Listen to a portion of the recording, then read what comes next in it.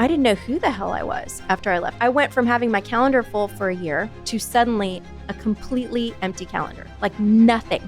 As I started to get on the other side of that, other executives were coming to me as they started to go through the same thing. They're overwhelmed, right? Yeah. Revenue's up this quarter, but I can tell that they're needing some support. And where do they go? And I've been that person. You're at a seat where everyone's looking at you. I got fired during our first growth quarter in 10 years. Wow. So look at that. It doesn't have anything to right. do with anything. So many of us do these big jobs and we let them strip us of relationships, our physical health. That causes significant loss of perspective.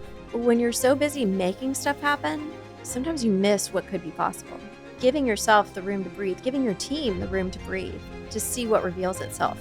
Instead of operating from a place of fear or anxiety or competition, what if teams or ELT members actually loved one another? What would that look like? If you're willing to roll your sleeves up and get in there with your peers, that is transformational. Hey everybody, welcome back to Marketing Trends. This is your host, as always, Jeremy Bergeron. I'm super excited to be in the studio today. We have someone uniquely special, someone who is both near and dear to me personally and also becoming a pretty big influence in my life professionally. Carla Piñeyro Sublett, former CMO of IBM, board member, mom, wife, baller, and a real live human being out to make the world a beautiful place. Carla Piñeyro, welcome to Marketing Trends. Oh my gosh, you are ridiculous. That actually made me sweat. You made it.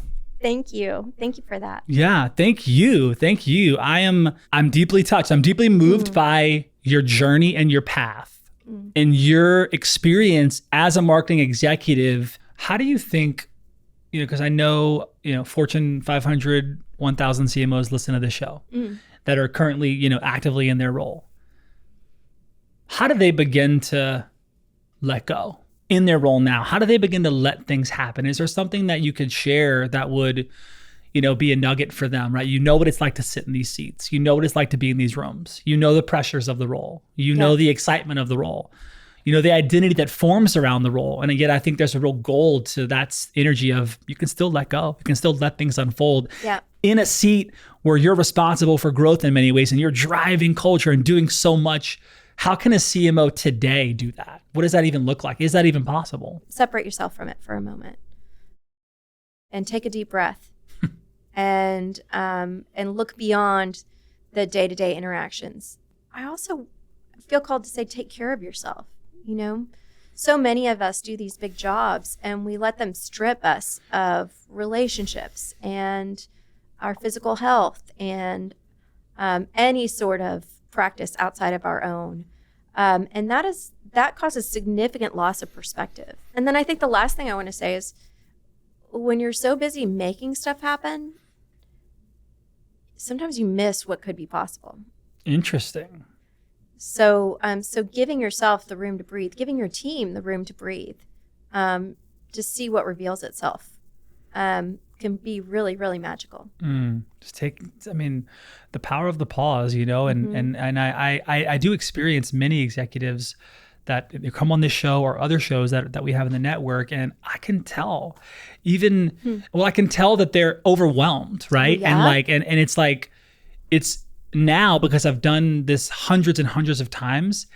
Now the story that I make up is that they don't even have to tell me. I can just I can see it, I can feel it. I actually can tell it's in the things that they don't say. Yeah. It's in it's in the space in between. They say, revenue's up this quarter, but I can tell that they're needing some support. And where do they go? Because you're at a seat where everyone's looking at you. Yeah. Everyone's looking at you. And I've been that person.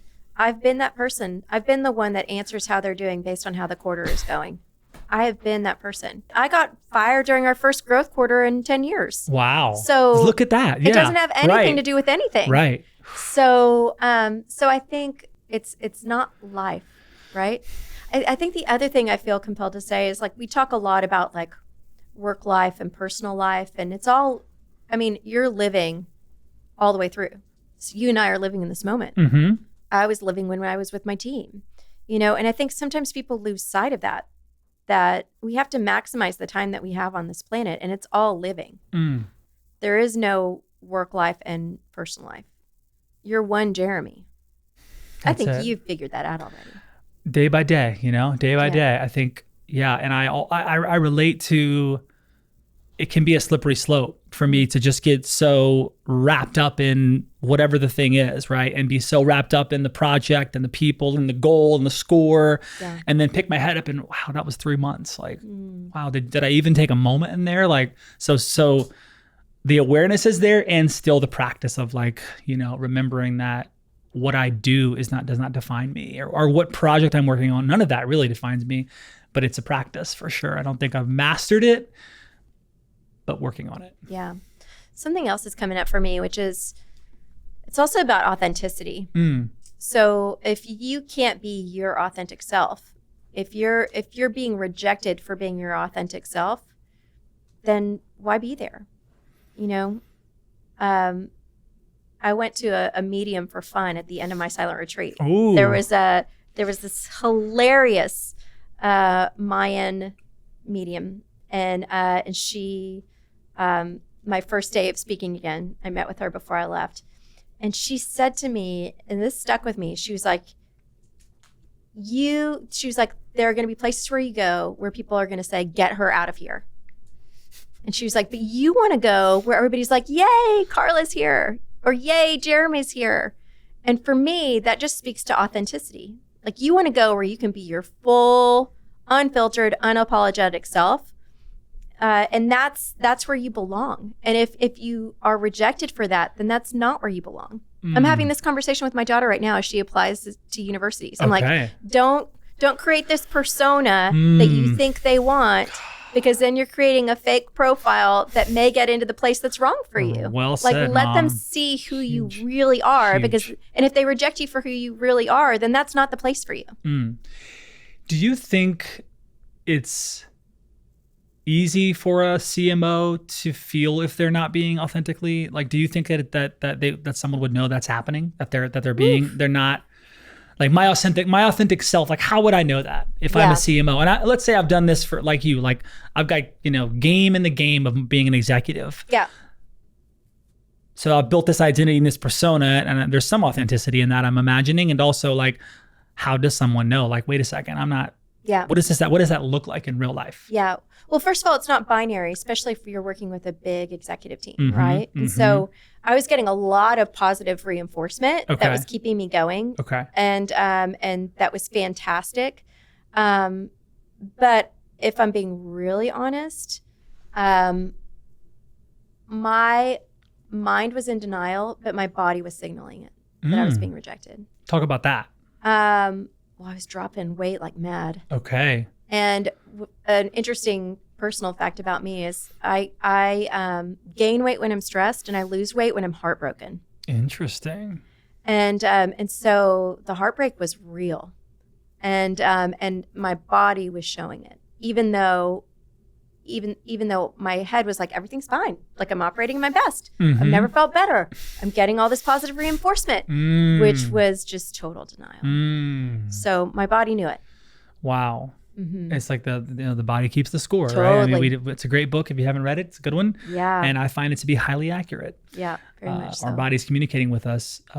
Amazing. So something else I really want to touch on is, I'm aware that you gave a speech in the past. You gave a commencement speech to the UT Business School a few years back. And the title of the talk was "Love in the Workplace," I think. Was that the title? Okay. So I want to click into that. What was that even about, and how does that even connect to who you are? Yeah. So I disconnected myself from my heart and operated from a place of mind and gut for a good part of my career as a survival mechanism. And it was about in the 2017 timeframe that I started to realize this, because it was bleeding over into my family. Okay. And I realized that I was feeling numb. And that was super, super scary to me. So I actually set out to reconnect to my heart. In doing that work, that really hard emotional work, I came to start to think about the workplace. And I started to wonder, hey, what would it look like if, instead of operating from a place of fear or anxiety or competition, what teams or ELT members actually loved one another? What would that look like? Like if I could bring you along for the ride and build my dream company with all of my favorite people, what could we achieve? Right. And so, I really started giving this some serious thought, and it was cool because I actually got to experience it firsthand and see what was possible when teams love each other. And I got glimpses of it in my career, but I think the place where I saw it really was at NI and transforming and modernizing that company. Interesting. We'll talk about that a little bit. I know, talk about that as much as possible, but Anna Viega has come on the show. Yes, yeah. Amazing. Were you there at the same time? Yeah, I recruited her. Oh my God, I tried to recruit that woman forever. Yes. I mean, she's just beautiful heart, amazing, brilliant, sharp, like can run circles around me as a CMO. She's so smart. Okay, so I knew about NI as a brand, but when she came in, and it really put NI on the map for me of like, wow, that's what's happening inside of NI. So talk about that love in the workplace at NI. How did that? How did you form it? How did it feel? What was going on? I went to NI specifically because of the people. Okay. I was looking at multiple offers at the time, and we made the decision as a family. And my son said, "Mom, who do you want to be with every day?" And I was like, "Oh," because that answered the question for me right away. It was the NI people, and the remit was exciting to me. It was to really not just rebrand, but to modernize a company. About 90 days in, head of R&D says to me, "You scare the shit out of me." And I said, "Well, what makes that the case?" And I said, "I should be saying that to you. You're 6'7", I'm 5'3". But he said, "I'm afraid that you're going to overpromise what I can't deliver." And I said, "Then come do the work with me." And that kicked off an unconventional approach to rebranding a company, which was a working team made up of the CEO, the head of sales, the head of HR, the head of R&D, and myself. Interesting. And what that meant is it wasn't just a veneer. It wasn't just a campaign. Okay. It wasn't just a brand. We together redid everything from the products to the go-to-market strategy, to the routes to market, to the values, to the facilities. I walked into NI and it felt like it was stuck in the 1980s. Like literally got a phone call on a landline to tell me to come pick up my first physical paycheck to walking out of NI a couple of years later with it feeling like a fresh, young, hip startup. Wow. And that, that was a super rewarding experience. And fast forward, I left the company and I was at my first speaking engagement post-COVID, so face-to-face, and I had a table at the event, and several of my former peers were there. And as I was about to walk up on the stage, that same head of R&D grabbed me by the shoulders and he goes, "Hey, I have something to tell you." And I said, "What?" And he said, "I love you." I was like, people don't say that to each other. But you know what? I've heard that a ton, and I've said that a ton to my coworkers. And when you love one another, you can be real with one another. You can say the hard thing. You've got each other's back. You fight like family. Mm-hmm. It's you've probably witnessed and experienced this. Certainly. And it's when the best work happens. It's magic. And I want to get to that. I want to disrupt the toxic corporate workplace. How? I'm working on it, Jeremy. Have me back on in a year and I'll tell you. Let's go. I'm working on it. Yeah. I think it starts with giving people permission to be their full selves, helping people reconnect to their hearts, helping people make sure that they're optimized physically in terms of their health, helping people find something in their lives that's bigger than they are so that they have something to anchor to from a purpose standpoint. It doesn't have to be religious. Sure. It could be a walk every morning. It could be a meditative practice. I think it starts there. I think it starts working with the best leaders out there that have a gut feeling that there's a better way of doing this. I feel like that's a good segue to talk about the Henry Crown Fellowship. I want to talk about that. Before I met you, I had heard of them, never really clicked deeply into it. Now, knowing you're involved, I've been really interested in what they're up to. For those who don't know, touch on what it even is And then tell us about what's happening in that and what you're seeing, what you're learning, who's there with you, like anything you can share about that. It sounds like a really beautiful community that's up to big things across many categories. Yeah. I've received many significant gifts in my life. My parents moving here, having the opportunity to grow up in the States, the gift of my children, the gift of being able to speak Spanish. Henry Crown Fellowship is at that level. Okay. It changed my life. It's a massive gift. I'm forever grateful to Randy Shade for nominating me. It's by nomination only. Mm-hmm. They accept 21 people a year. Okay. It's focused predominantly on entrepreneurs. I was one of a couple of entrepreneurs, so people that start businesses within businesses. Okay. And it's people that are at an inflection point. They call it ready to paint on a larger canvas. Ooh. And going from success to significance. So leaving the world a better place. And they build what they call the ultimate mosaic or ultimate dinner party with like-hearted but differently minded people. Okay. So it's intentionally very diverse, politically, geographically, in terms of backgrounds, life experiences, all of the above. It's part of the Aspen Institute, okay, which was really founded for this very purpose of depolarizing our world post-World War II to keep us from getting into another world war. And I'm now a trustee at the Aspen Institute, and it's been life-altering for me, Jeremy. And it's given me hope during the state that our world is in, that there are people that want to do something about it and are doing something about it.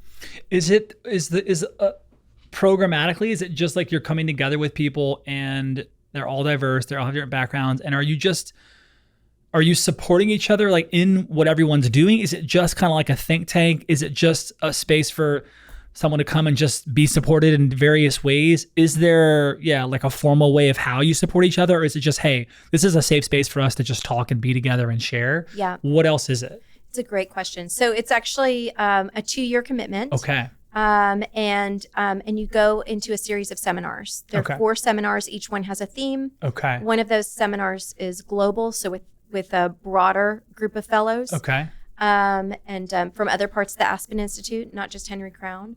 And you talk about when you're in seminar, you're there for a week, and you are without your cell phone.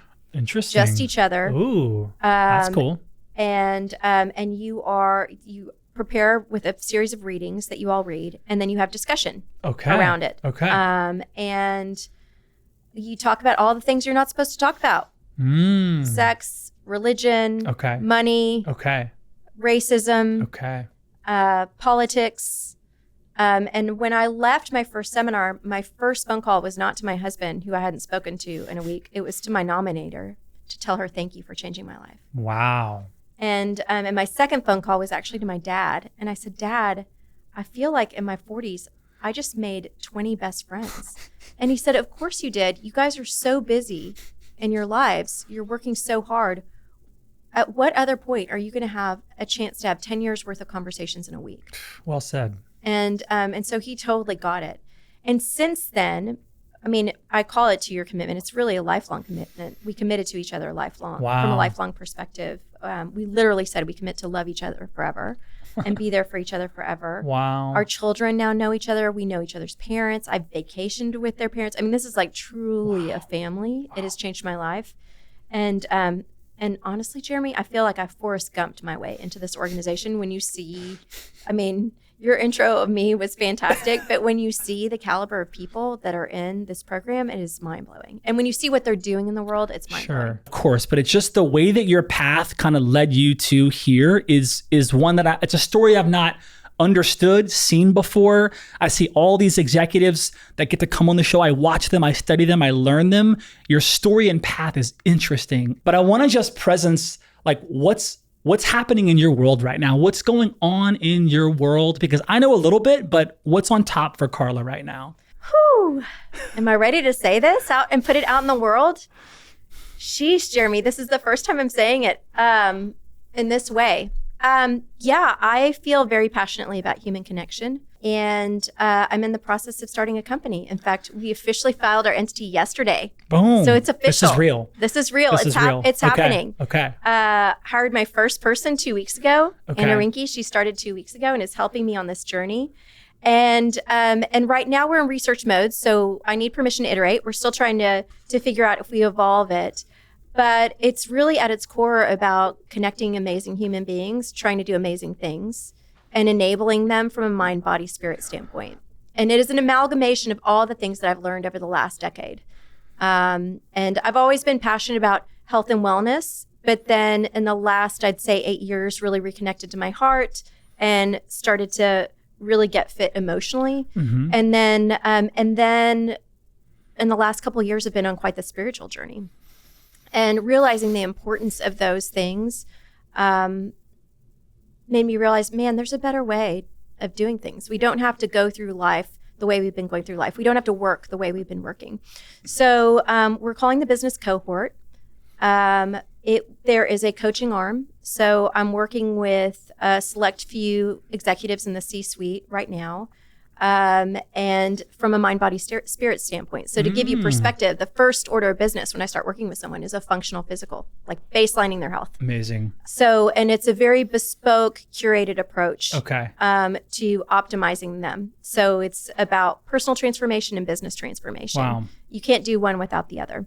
And then the second leg of it is Cohort, which is a peer-to-peer networking organization that puts together cohorts of people that probably wouldn't meet otherwise. And there's a lot of organizations out there like this. The more we started to look into it, the more we started to learn about them.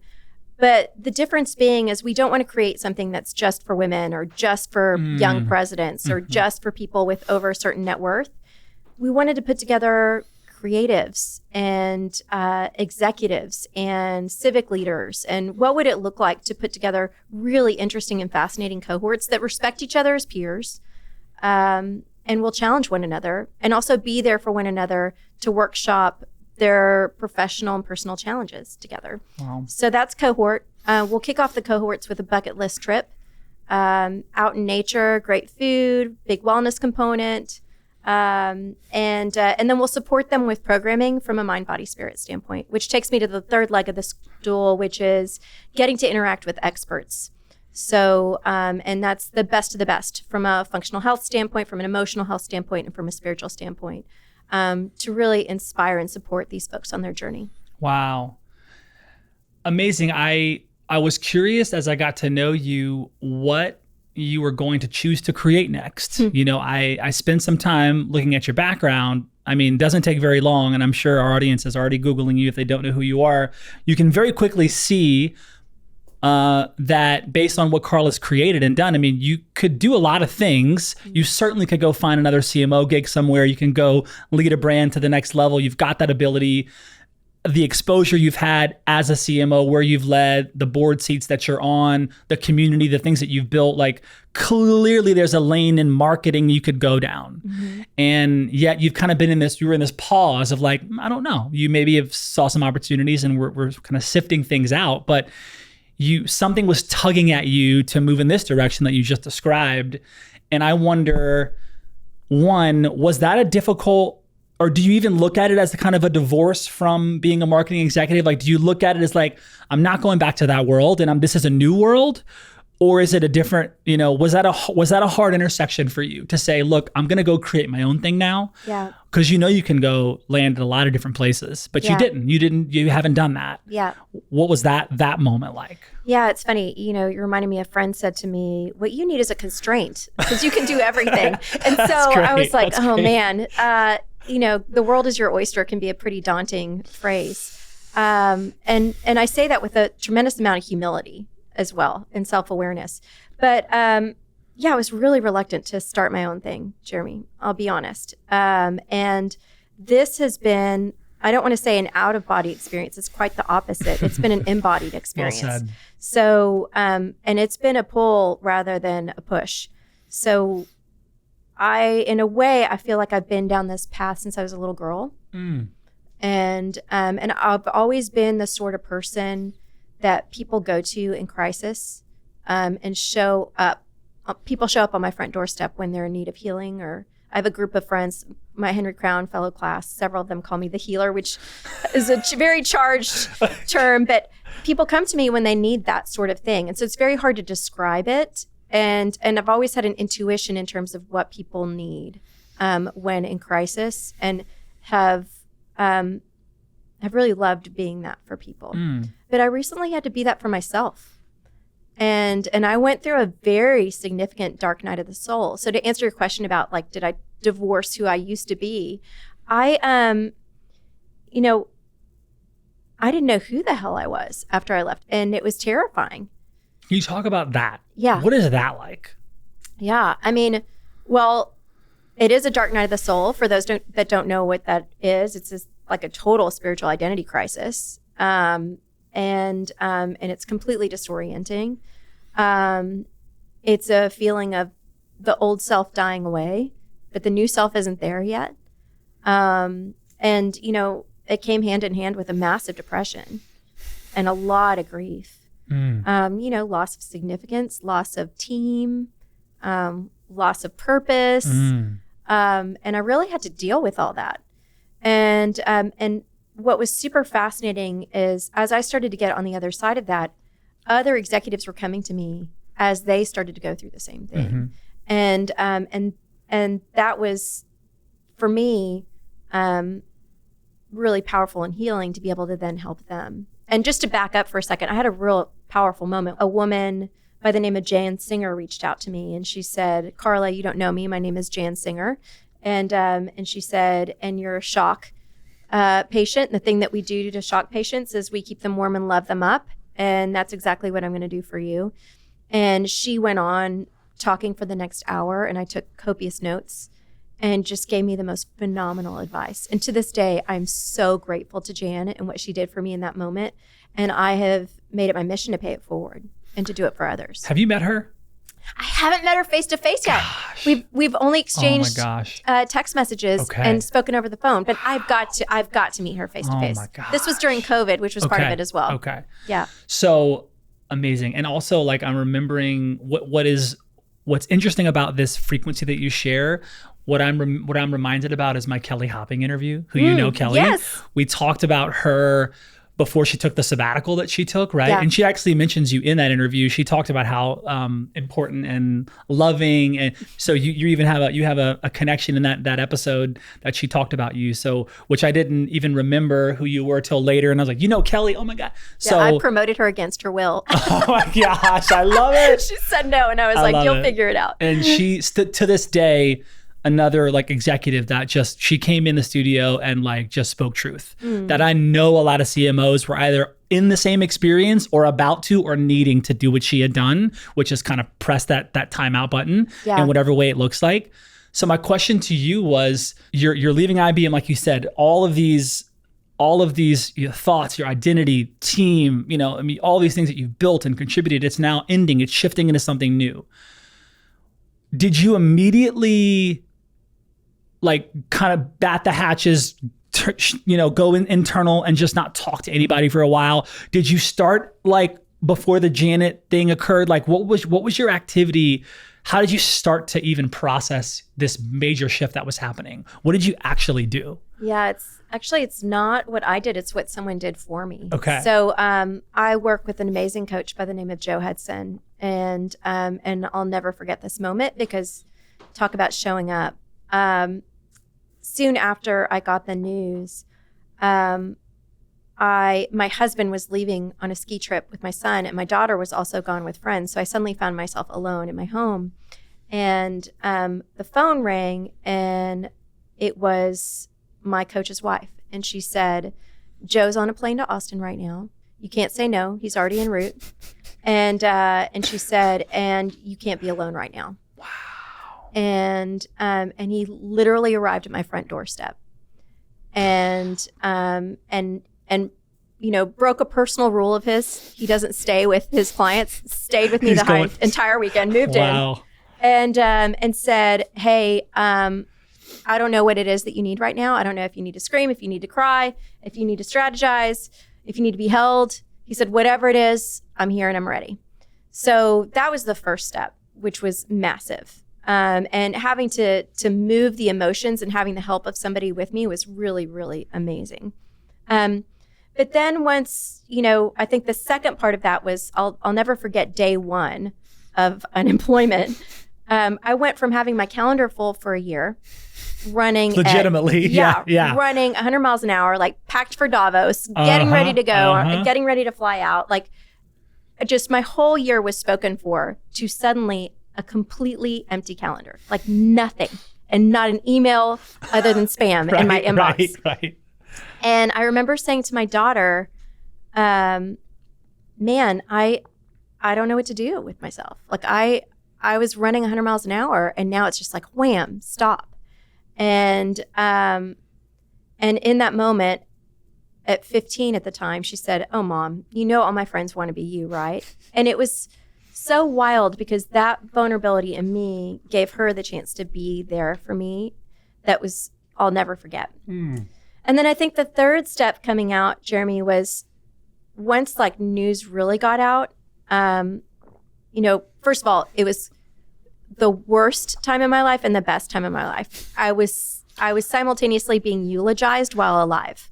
Wow. So everybody came out of the woodwork. People that I worked with at Dell, at Rackspace, at NI, showing their love. I mean, people showed up on my front doorstep with bottles of tequila, saying, "Let's crack this open." Wow. Yeah, like just amazing, amazing support that I'm forever, forever grateful for. But, once all that kind of buzz reached a fever pitch, including the press, I was like, I got to get the hell out of here. And I went on silent retreat for the first time. Okay. A non-meditator. Okay. Wow, going right in. Went right in. Right in. Yeah. I'm going to start meditating. I'm going to go do a silent retreat. Yeah.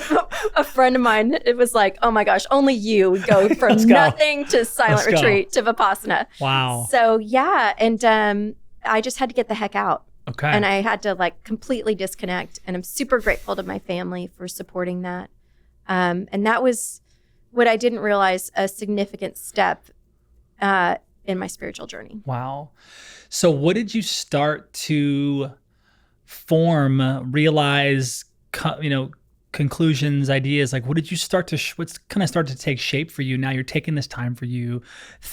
Energy starting to move, you're starting to look beyond what's happening here.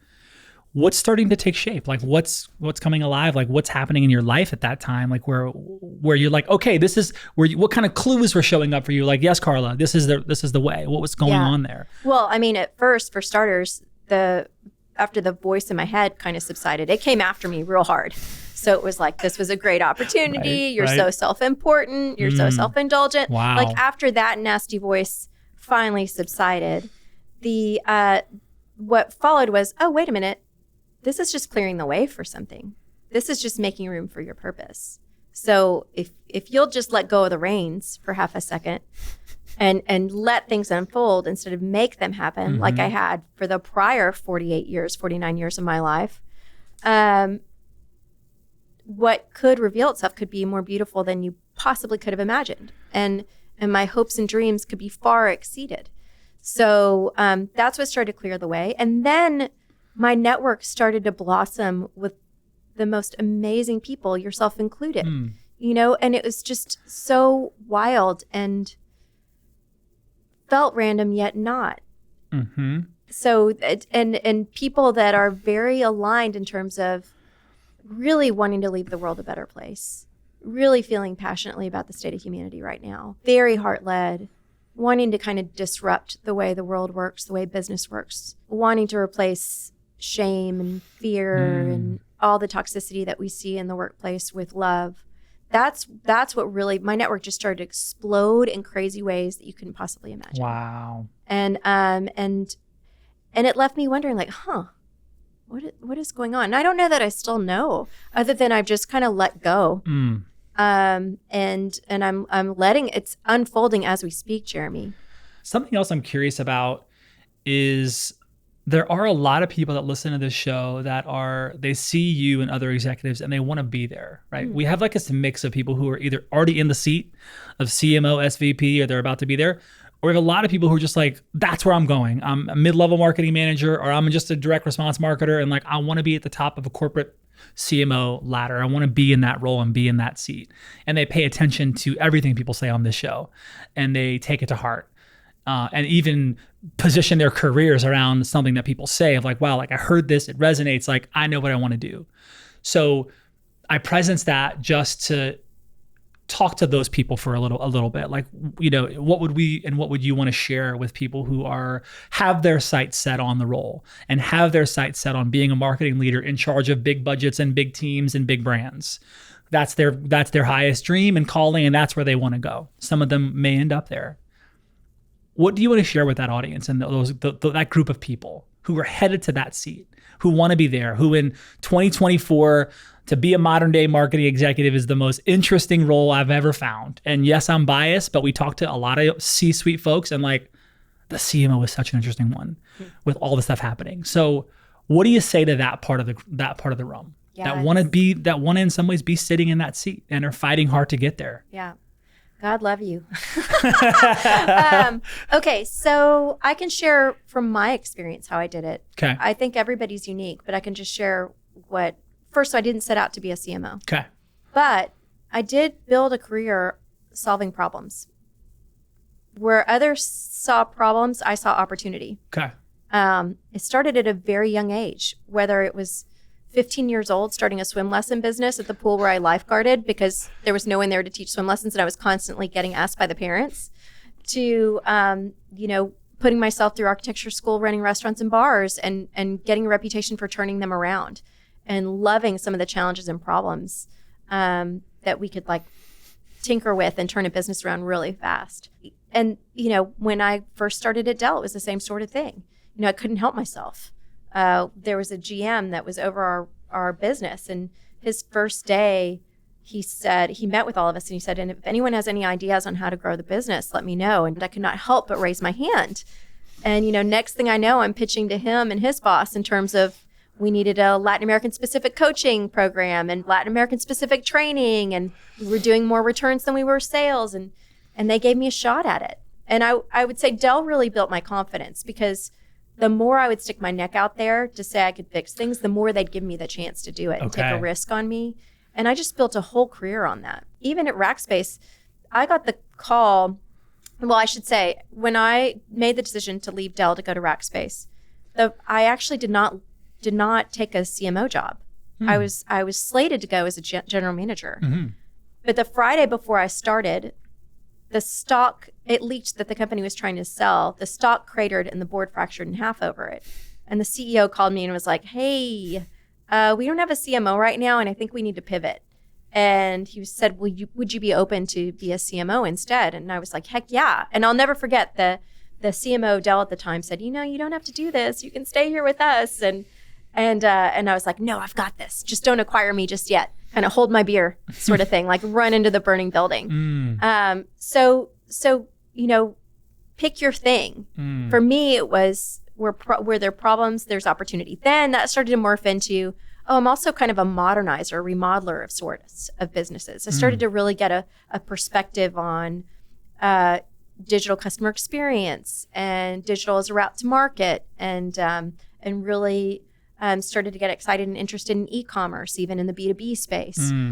So that really started to pick up some steam, and that started to become an area of specialty for me. But I think the most important thing was something that I learned later in my career once I already was a CMO, which is this notion of the modern version of servant leadership. So old school servant leadership says you work in service of your team. And that can be kind of toxic. It can disempower teams. You can be a bottleneck. It can make your team siloed from other teams. To work in service of the team? Or okay, interesting. Yeah. Okay. Modern servant leadership actually says team one methodology, like Lencioni, or if you follow Keith Ferrazzi in terms of co-elevation. Modern servant leadership suggests that you work in service of your peers. And your team actually works in service of each other. Got it. And so figuring that out is super, super powerful. If you're willing to roll your sleeves up and get in there with your peers, get in the mud with your peers, like the example that I just gave from NI with the head of R&D, that is transformational. And it's not just transformational for your career, it's transformational for the career of the folks that work for you too. So that for me is really important. Understand who you're working for. Wow. What about being a woman, navigating leadership, getting to the, obviously a lot of people are looking, there's competition, there's in the boardroom, behind the boardroom, there's all things happening. There's the politics, obviously, working in these businesses. You're also having to navigate that. Yeah. You said, you didn't set out to be a CMO, right? But then you find yourself in these spaces, and it sounds like there's been moments in your career where you've had to kind of fight your way into stuff and solving problems. But speak to what it's like to just be a woman and navigate leadership, and then getting into some of these spaces and in rooms where there's competing personalities and genders and then what's that like just to be in that space? Yeah. Well, I think my first taste of it was architecture school. Okay. Class of 40, there was a handful of us that were women. Okay. I started to become a little androgynous. My style of dress became very masculine. I cut my hair short. I totally didn't realize I was doing it. It was unconscious, but I was making myself look like a man in order to fit in. Wow. And then when I got into the bar business, I had to act like a dude to fit in, and which I'm not particularly proud of in some instances. And then in the tech world, where that showed up that's when I really started to train myself out of my emotions. Okay. Because, and it's funny because if you would have asked me early in my career, I would have said, I don't care about my gender, which in and of itself is an issue, right? And I was extremely masculine, and I'd really let go. I was a doer. Okay. I would plow through walls when there was a door right next to me. Okay. And I say masculine not in terms of gender. I actually say that in terms of energy, Got right? it. Totally. We all have masculine and feminine energy. And so I had totally abandoned my feminine energy, hence the disconnection from heart. And that then leads to disconnection from intuition. It starts to impact your ability to make good decisions. Fast forward to where I am now, the pendulum has swung the other way. Like when the old self started to fall away, the first thing I realized is, wow, I feel a lot more feminine, and I started to really embrace my femininity. Wow. And my nurturing side really blossomed. And so now I almost have an imbalance. Now I have almost too much feminine. Wow. One could say I need to bring the masculine back into balance. But, growing up in a Latin American culture, growing up in a Southern culture, growing up in bar business and tech, all of those are kind of counter to femininity. Do you think it's possible to be, have you seen it done where it's possible for a female executive or just a female CMO to balance both, to be the energy of feminine, but also bring the masculine where needed? Like, can it be done? Because it feels like you got to just go in hard. You got to, ruffle feathers. You got to blast through things. It seems like that's the energy I'm seeing in, generally speaking, in corporate America. But can it be done? Yeah. Oh, hell yeah. Yeah. I have had the good fortune of having a front row seat to Meredith Kopit at the New York Times. Okay. From the time that she was a CRO now to CEO. I've witnessed her working with her teams. Her teams look at her. I tease her and say her teams look at her with hearts in their eyes. She, from my perspective, is the ideal balance of masculine and feminine. She's unapologetically herself. She's bold. She gets done. She's fierce. And she is so loving and so heart forward. And so, yeah, for me, that's somebody that I really respect and admire how she moves through the world. And she's got the balance just right. I mean, if you didn't say her name, I think you were describing you. Aww. I'm like, that's how I see you. So of course you recognize the light in some other amazing human being, because that's the things you describe. Like, that's how I know you. That's what I know of you. Heart-centered, driven, badass, like balancing all of it, like the yes and. It's the yes and. Only because you've been through the water slide, the whatever, the bumper, the crazy experience. Like you've been there. Like, you're not walking around with all the badges and medals that you are carrying, but it's like the battle, the scars are there. You've lived it, breathed it. So now you know, wow, this is what it looks like. And then I see the world you're creating around you, which feels to me almost effortless, like the people that just are in your sphere that keep showing up on your path, fellow travelers along the way saying, what do you need? Absolutely. Let's go. Doors are open. Yeah. When I see and peek into the things that you just seem to create for yourself, it's like it's unfolding for you. It really is unfolding for you. Yeah, it's so weird, Jeremy. You're one of them, and it's really wild. I don't know how to explain it, and I have no idea how this movie ends. You know, I don't know where the hell I'm going. I am just literally surrendering to it to see what unfolds. I will say this though, I've got a feeling that everything is going to be okay. There's a peace there, you know, and I feel like everything's going to be okay. 100%. In the last couple of moments of this conversation, I don't want to put a period into this one, but maybe, you know, a semicolon until the next time we connect, because I'm sure we'll have many more moments to connect on all the things that are unfolding and things that we don't even know are coming. But in these last moments, I want to leave a thought, an idea, an opinion, again, with our audience who listen to the show, right? Who are paying attention, because really, if you listen to marketing trends for any length of time, you realize that, you know, we do talk marketing, but a lot of times, especially over the past year, we really kind of want to peel back. What's it like to really be in your shoes? And so in these last moments, just kind of riffing with you on, what do we want? What do we want marketing leaders and executives to know, if anything? Like, what do we want them to know? What's important from your perspective and your experience that we want to leave with them? Okay, I'm going to be a little provocative. Let's go. Marketing, for as long as I've known it,